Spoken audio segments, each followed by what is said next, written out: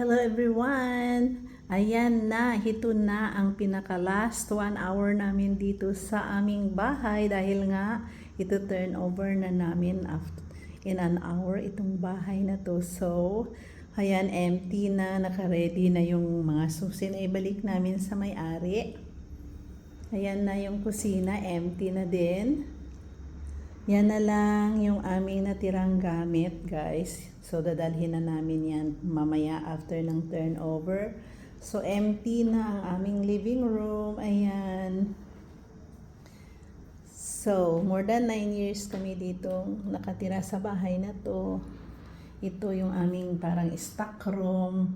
So, sabi ng landlord namin ay iiwan na namin ito dahil nagustuhan din nila itong mga cabinet na to. Tapos, ayan yung another room na ito ay parang child's room. Empty na din, lahat binaba namin. Ayan, ito naman yung another room. Parang room number, pangatlong room. So, ito yung parang another bathroom. Kasi dalawa yung bathroom namin. So, empty na lahat. Ito yung master's bedroom, guys. Ayan.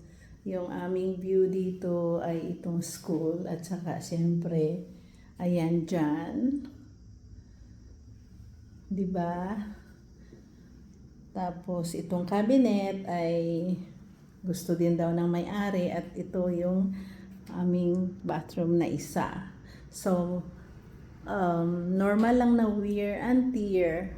Kasi nga, more than 9 years kami ditong nagstay sa bahay na to. Kaya, ang dami naming memories. Dito namin na kamit yung aming pangarap na uuwi na kami sa Pilipinas, mag for good. Ayan. Maganda yung aming mountain view dyan, guys. Oh.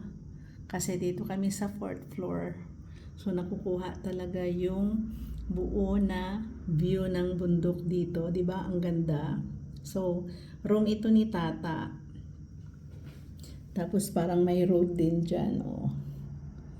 Yan. Pero hindi yan national road. Yung national road ay doon sa kabila. Linam Road ito. 'Di ba? Ang ganda, guys. So, ayan, ang dami namin talagang good memories with our friends. Ayan, empty-empty na talaga. 'Di ba? Pero, lahat naman talaga ng mga OFW ay ito ang pinakahihintay na araw na, 'di ba, give up na yung bahay dahil, actually, mga pa kami dito.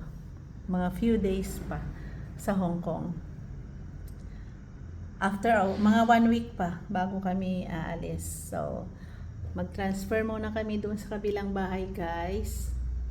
Dahil nga i-give up na ito, last day na ngayon. So, maaga ang aming turnover ngayon, pero kagabi dito pa kami natulog, 'di ba? Ayan, so thank you for the good times in here sa aming bahay. Actually, kung i-compare mo itong bahay namin sa bahay ng iba, siyempre medyo maluwag-luwag siya kasi parang 4 na kwarto at saka 2 banyo. Alam nyo naman, sobrang mahal ng mga upa dito sa Hong Kong, guys. Kaya, pasalamat din kami at medyo maluwag-luwag yung aming napuntahan. Dahil siyempre, hindi naman kami yung nagbabayad, kundi yung aming bossing na napakabait. Very supportive sa amin. So, ito yung view ni Jessica sa kanyang room. Ayan, maganda din siya.